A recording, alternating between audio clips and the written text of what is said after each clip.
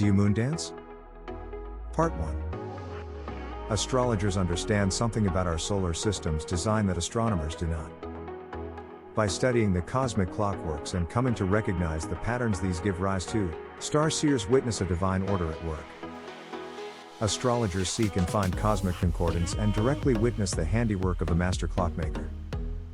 The planetary bodies have not only been skillfully set on their various orbital courses, they are also timed to fulfill specific purposes. Each one relays its mandate through its own unique messaging system. Although the moon is not technically a planet, astrologers recognize Luna's relationship to the tidal fluxes that animate human feelings. Like a graceful conductor, the moon directs the rhythms of the ocean's tides. This luminary also regulates the hormonal tides that wax and wane within the female body. Think about it, the lunar cycle orb to 29 days matches the menstrual cycles of all healthy human females of childbearing age. Interestingly enough, no research has ever been conducted to study the variables of human emotion in relation to the lunar cycle. The direct influence of the moon, yin counterpart to the yang sun, has been largely left in the dark. That is until Moondance opened this book of the night for sentient souls further scrutiny. Mankind is passing through an inordinately materialistic era. The mores that define our collective value systems reflect the goals and preferences of a marketplace culture.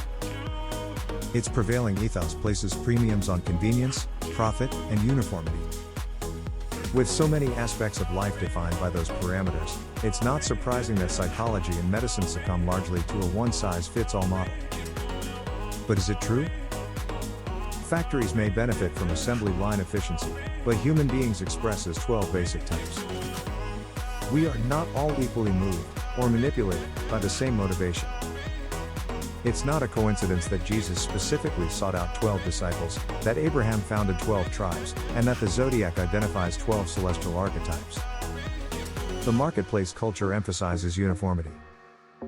Years ago, factory workers took pride in what their efforts built.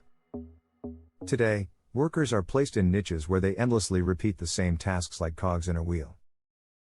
Nor does the workplace generally tolerate any shows of emotion. Employees are expected to conform to protocols and meet deadlines in behaviors ideally suited to robots. It's regarded as unprofessional to show one's feelings. When emotions are forced into suppression, social dysfunctions result. American society is incredibly violent. Recent school shootings are one example, and there are astounding levels of depression, alcoholism, obesity, and drug abuse. These phenomena reflect the ways that people adapt to the emptiness of their inner lives. Whole portions of the human psyche have been cordoned off. Given the widespread evidence of maladaptive behaviors, can anything be gained from studying the moon's cycles? As an astrologer who studied the moon's vital role in clients' lives, I believe it can.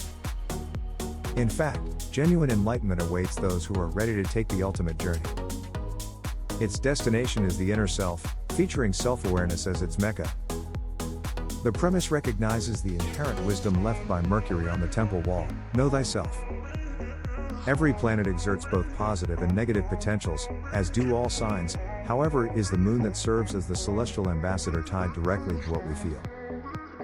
Luna's movements give rise to the vast spectrum of emotions that flesh, especially female flesh, is heir to. If we take the time to correlate our feelings to the lunar cycle, over time we can anticipate these rhythmic fluxes before each one manifests. Emotions generally follow a lunar track. If a richer self-knowledge is sought, treasure can be found by mapping one's inner journey. Moondance, the feminine dimensions of time, guides readers in deepening their understanding of their linkage with the moon's orbital journey. Another factor to consider is that the moon acts as our planet's memory keeper. Every sentient soul that's walked this earth has lived their life story under the moon's watchful eye. Luna retains the template of all human experience. And since human experience expresses largely through 12 basic archetypes, we enrich our understanding by noting how the zodiac signs take their meanings and character from the ancient myths. When the moon makes her crossing of all signs, each and every month, she rouses the archetype that resides in each one. Individuals actualize these archetypal energies in their own unique manners. I developed Moondance, the feminine dimensions of time, to serve as a guided tour into those places where psyche meets and dances with the archetypes of time. The zodiac circle teaches us that all sentient beings are connected, and that ultimately, everything comes full circle. A part of our essence travels with the planets, especially the moon. This allows us to experience what is not necessarily familiar or not yet integrated into our psychic structure. For instance, suppose we lack planets in Earth signs. Then every time the moon transits an Earth sign, we gain the opportunity to connect with that element. Gradually we build up a connection that offsets the missing elemental link. What compelled me to write this book from the perspective of the astrologer, who recognized the pivotal role played by the moon, was learning that millions of persons were being routinely prescribed antidepressant drugs. These high numbers suggest a canary in the coal mine syndrome being treated through covert social engineering. What does it say about a given society if millions must medicate to function within it?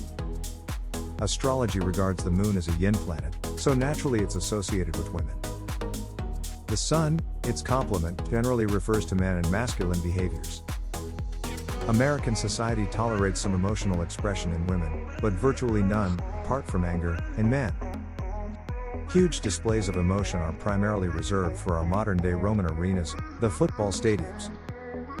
Is this distinction linked to the moon, gender-based cultural norms, or both?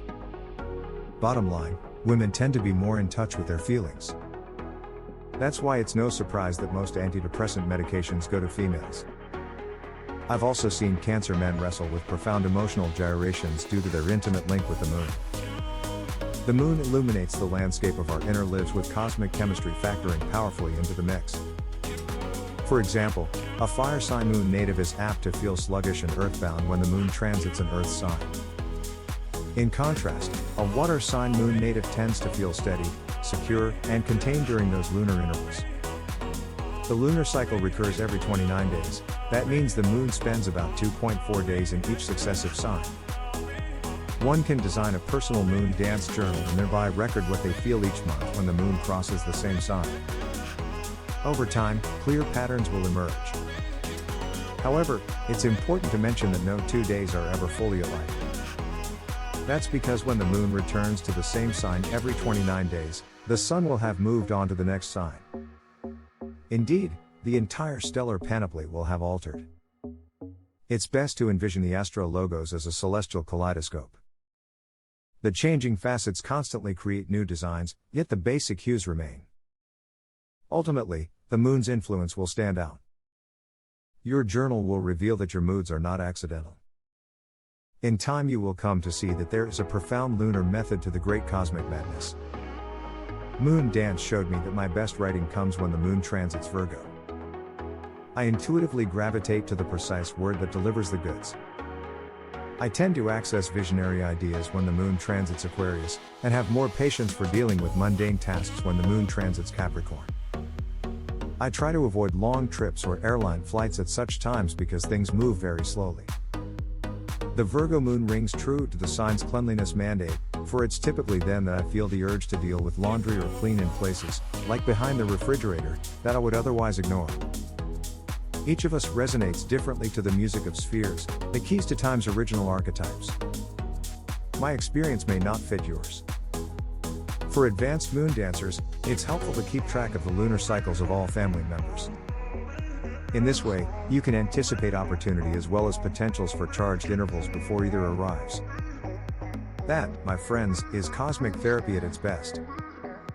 Let me know, what do you think? Looking forward to your comments.